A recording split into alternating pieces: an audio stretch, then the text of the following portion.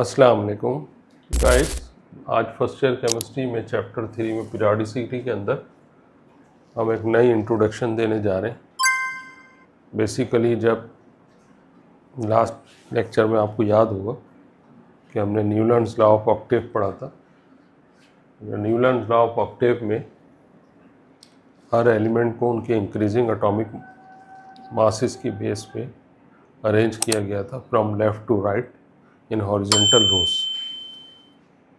But उसमें हमने ये स्टडी किया था क्योंकि उस वक्त जितने एलिमेंट डिस्कवर नहीं हुए थे वो सारे के सारे एलिमेंट्स उसमें कम एडजस्ट नहीं हो पाए थे।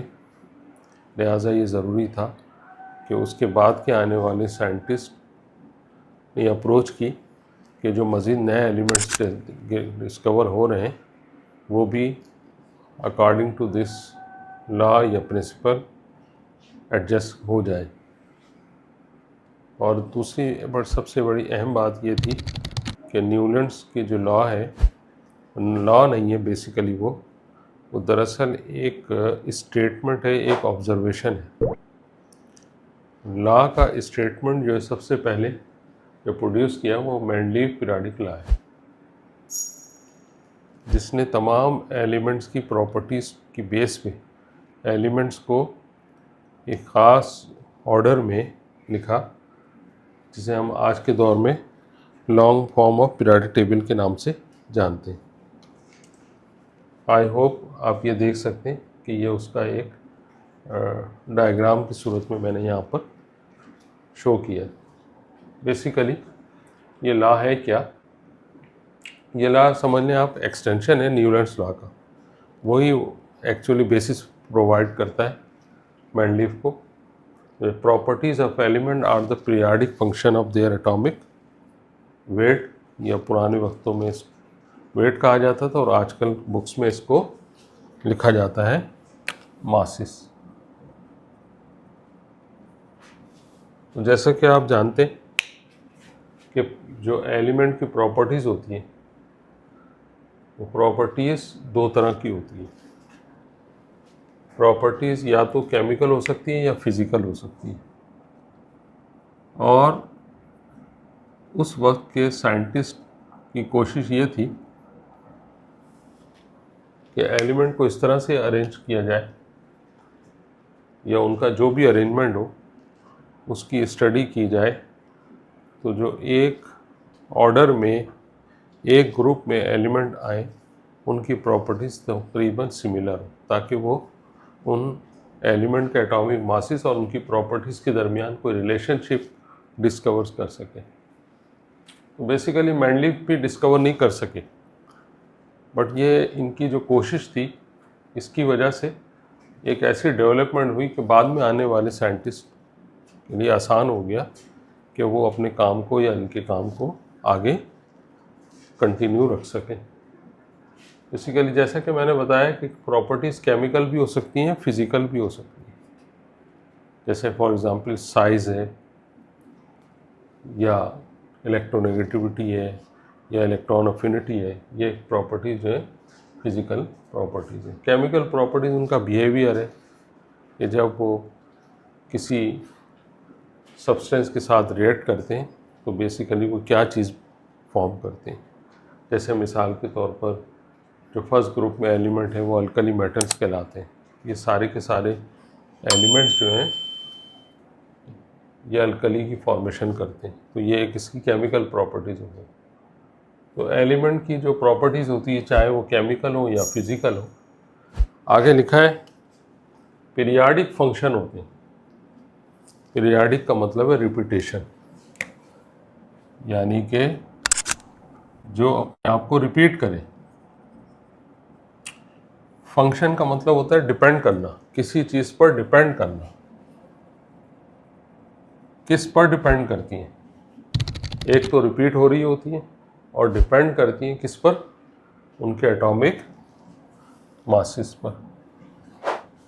तो लिहाजा उसकी बेस पे आगे चलकर एक डिस्कवरी हुई, बड़ी अहम, मोज़ले एक्सपेरिमेंट कहा जाता है। और इस लॉ में एक मॉडिफिकेशन कर दी गई, बेसिकली आप सब जानते हैं कि जब मोज़ले ने ये डिस्कवर किया कि एलिमेंट की जो प्रॉपर्टीज़ होती हैं, चाहे वो केमिकल हो या फिज़िकल हो, तो उसके स्टेटमेंट में ये चीज़ शामिल भी है, the physical and chemical properties किसकी, एलिमेंट्स की।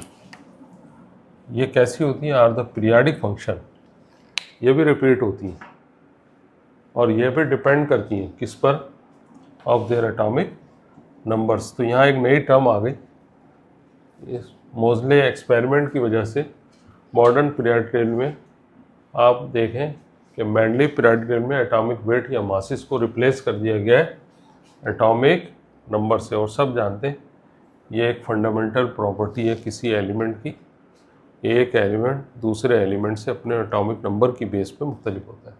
एटॉमिक नंबर क्या होते हैं? एटॉमिक नंबर दरअसल किसी भी एलिमेंट के न्यूक्लियस में पाए जाने वाले नंबर ऑफ प्रोटॉन्स और नंबर ऑफ प्रोटॉन्स को कहा जाता है। और इलेक्ट्रॉन जो है उसके आउटर शेल में मूव कर रहे होते हैं। सो एक्चुअली हुआ ये कि कुछ डिस्क्रिपेंसीज या शॉर्ट कमिंग्स थी मैंडली पीरियोडिक टेबल में।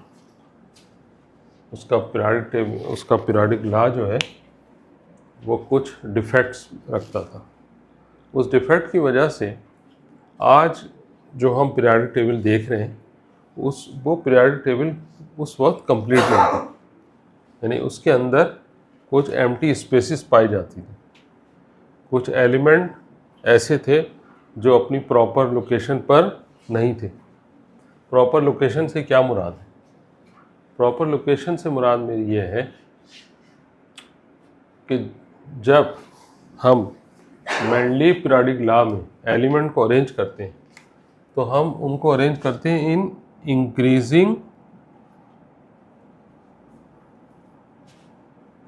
एटॉमिक मासेस की बेस पे।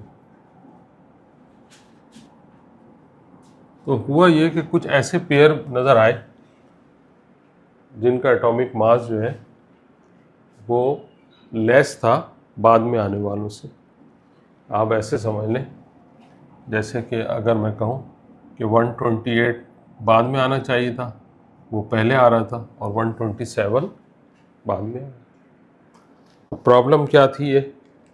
ये प्रॉब्लम इस वजह से क्रिएट हुई कि अगर हम इस पेयर में 127 को पहले लिखें और 128 को बाद में लिखें तो ऐसी सूरत में क्या होता है कि यहाँ पर जो एटॉमिक मास है वो जस्टिफाई तो नहीं कर रहा, लेकिन उसकी प्रॉपर्टीज जस्टिफाई कर रही है। यानी उसकी प्रॉपर्टी उस ग्रुप से मिलती जुलती है जिस ग्रुप में 128 एटॉमिक मास रखने वाले एलिमेंट को रखा गया है, और उस एलिमेंट की प्रॉपर्टी जिसका एटॉमिक मास 127 है। तो ये पेयर जो है,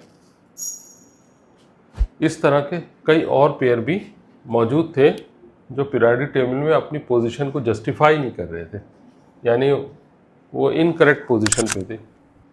अच्छा, फिर कुछ जगहों पर ऐसा हुआ कि जो नंबर ऑफ एलिमेंट्स हैं, अगर वो उस ज़माने में जब डिस्कवर नहीं हुए तो उनकी जगह मैंडलीफ ने एम्प्टी प्लेसेस छोड़ दी थी। मैं मिसाल दे देता हूँ, जैसे एल्युमिनियम है 13 बाद में आने वाले डिस्कवर हुए का एल्युमिनियम या जो भी है, उनकी एम्प्टी स्पेस खाली छोड़ दी गई।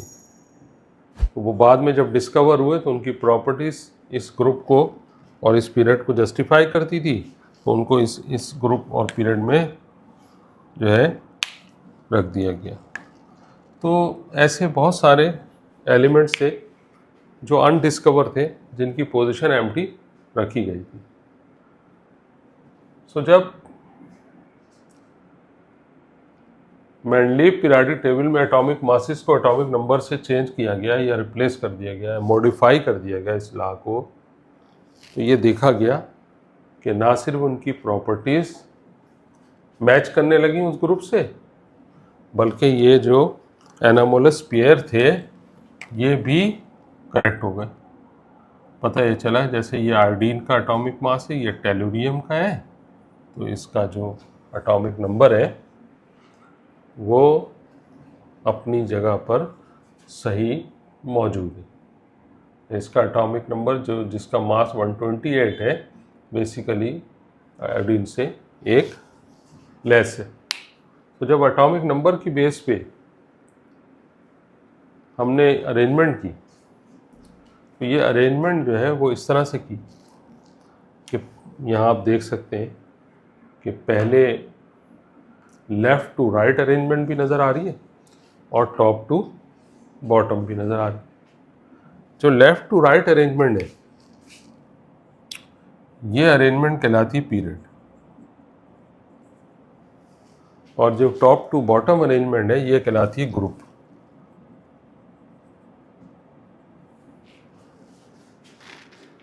तो हम यहाँ सिर्फ आज पीरियड की बात करेंगे, ग्रुप की अपने नेक्स्ट लेक्चर में बात करेंगे। पीरियड में आप देख रहे हैं कि increasing atomic masses long form of periodic table जो कहलाती है, इसमें बेसिकली आपको जो अरेंजमेंट नज़र आ रही है वो दो हिस्सों में डिवाइड है।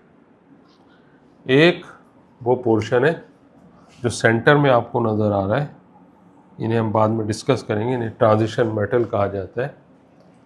ये बी फैमिली कहलाती है, बी फैमिली।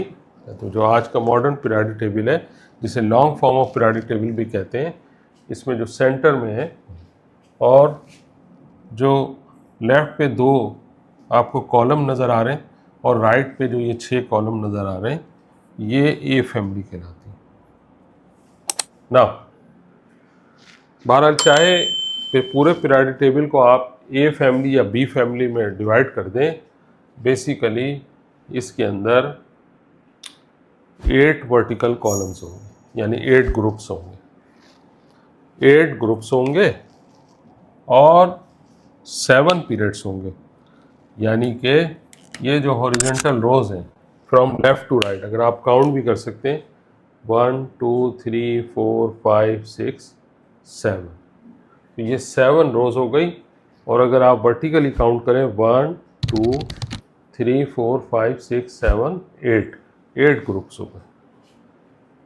तो मैंने जैसे कहा आपसे कि यह चूँकि बी फैमिली है लिहाजा इसको हम बाद में डिस्कस करेंगे। आज हम अपने लेक्चर को सिर्फ ए फैमिली तक और पीरियड्स तक रिस्ट्रिक्ट रखेंगे। तो ये आप देख रहे हैं इस पीरियोडिक टेबल में लेफ़्ट से राइट तक इंक्रीजिंग एटॉमिक मास की बेस पे इनको अरेंज किया गया।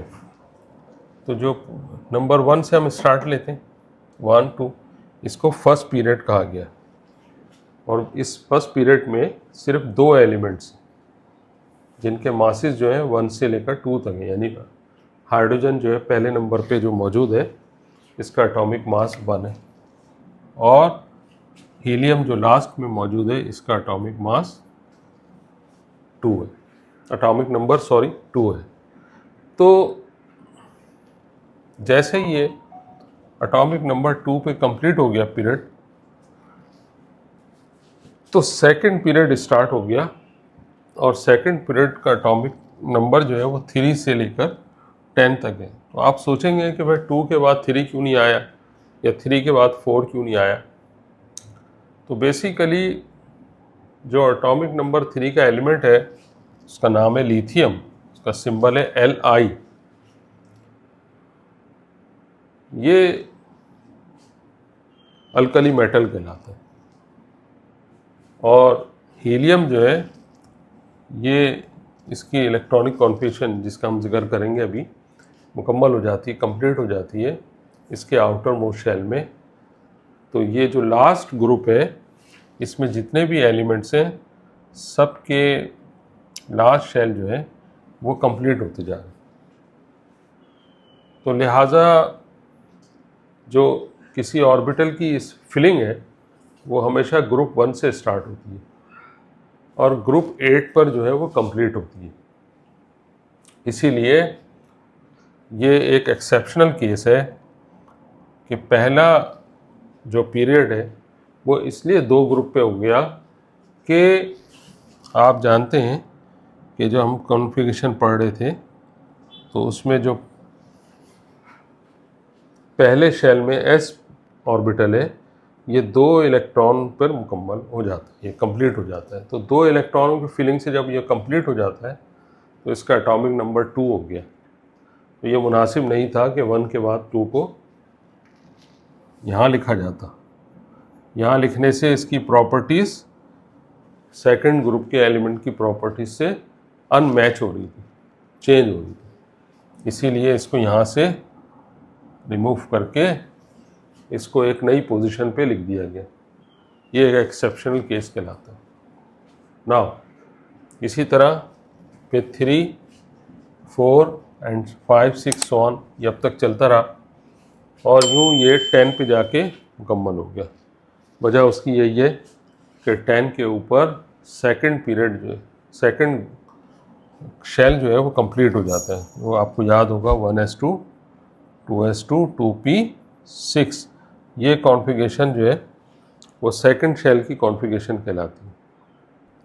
तो अगर आप देख सकते हैं कि अगर आप सेकंड शेल पे नज़र डालें तो 2s2 में 2 और 2p में 6 इलेक्ट्रॉन है। तो अगर आप इन दोनों का सम कर लें, 2 इसमें 6 इसमें, तो ये टोटल 8 इलेक्ट्रॉन्स हो।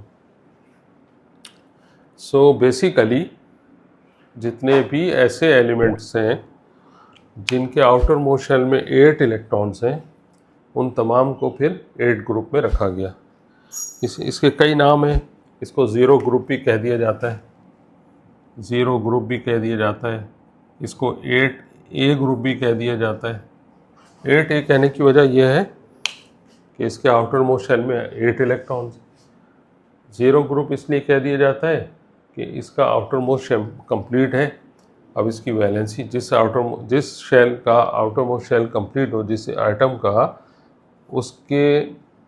उसकी वैलेंसी ज़ीरो कंसीडर की जाती है। बाद में फिर इसको और नाम दे दिए गए, नोबल गैसेस भी कहा जाता है। सो ये जो एलिमेंट्स हैं, अब इस तरह जब ये मुकम्मल होते रहे और थर्ड पीरियड जो है वो 18 पे आके क्लोज हो गया। तो 18 की भी इसी तरह से आउटर मोस्ट शेल कॉन्फ़िगरेशन मुकम्मल हो जाती है। फिर ये 19 से शुरू हुआ और 30 से, इसी के बीच में फिर ये 21 से 30 एलिमेंट्स आ गए, जिनको मैंने कहा है कि ये बी फैमिली में कंसीडर किए जाते हैं। इनकी बात हम आगे चल के करेंगे। अब जब आप यहाँ से चलते रहेंगे तो फोर्थ में, फिफ्थ में भी 18 इलेक्ट्रॉन है, सिक्स में देखें 32 है। तो 6 में 32 एक्चुअली हुआ ये कि 56 के बाद एक नया ऑर्बिटल में इलेक्ट्रॉन की फिलिंग शुरू हो गई। तो ज़रूरत ये महसूस हुई कि उन एलिमेंट्स को अलग एक पोजीशन दे दी जाए, क्योंकि यहाँ से डी ब्लॉक शुरू हो रहा था। लिहाजा एक नए ऑर्बिटल में इलेक्ट्रॉन के आने की वजह से बाकी एलिमेंट को, जो कि 57 के बाद है, उन्हें अलग लिख दिया गया। और ये 14 एलिमेंट्स हैं। 14 एलिमेंट्स के बाद फिर दोबारा से 71 के बाद 72 यहाँ से स्टार्ट हो गया। फिर ये 80 तक मुकम्मल होगा और फिर ए फैमिली के एलिमेंट 81 से 86 तक फिर दोबारा लिख दिए जाएंगे। फिर 7th पीरियड में भी 32 है। यहाँ स्टेरिक का साइन बनाया मैंने। इसका मतलब ये है कि ये पीरियड जो है वो इनकम्प्लीट है, अब ये कंप्लीट नहीं हुआ। तो स्टूडेंट, एक्चुअली जो बेसिक पर्पस था पीरियोडिक टेबल का, वो ये था कि एलिमेंट इस तरह से अरेंज हो जाए कि एक जैसी प्रॉपर्टीज़ वाले एलिमेंट एक ग्रुप में सेटल हो जाए। बेसिकली इसका मकसद यही था, ताकि इनकी स्टडी और इनकी प्रॉपर्टीज़ को स्टडी करना आसान हो जाए। इनकी केमिस्ट्री को आसान करने के लिए साइंटिस्ट एक वे ऐसा तलाश करना चाहते थे जिसमें तमाम के तमाम एलिमेंट्स अरेंजमेंट एक जैसी हो जाए। सो गाइस, आई होप कि आपको ये दोनों लॉज जो अंडरस्टैंड हो गए होंगे। नेक्स्ट टाइम हम आगे इस लेक्चर को कंटिन्यू रखेंगे ग्रुप की सूरत में, इंशाल्लाह। जब तक के लिए अपनी इस वीडियो को सब्सक्राइब करें, चैनल को सब्सक्राइब करें, वीडियोस को शेयर करें और अपने दोस्तों के साथ इसको ज़रूर डिस्कस करें ताकि आप केमिस्ट्री आपके लिए आसान हो सके। अस्सलाम वालेकुम।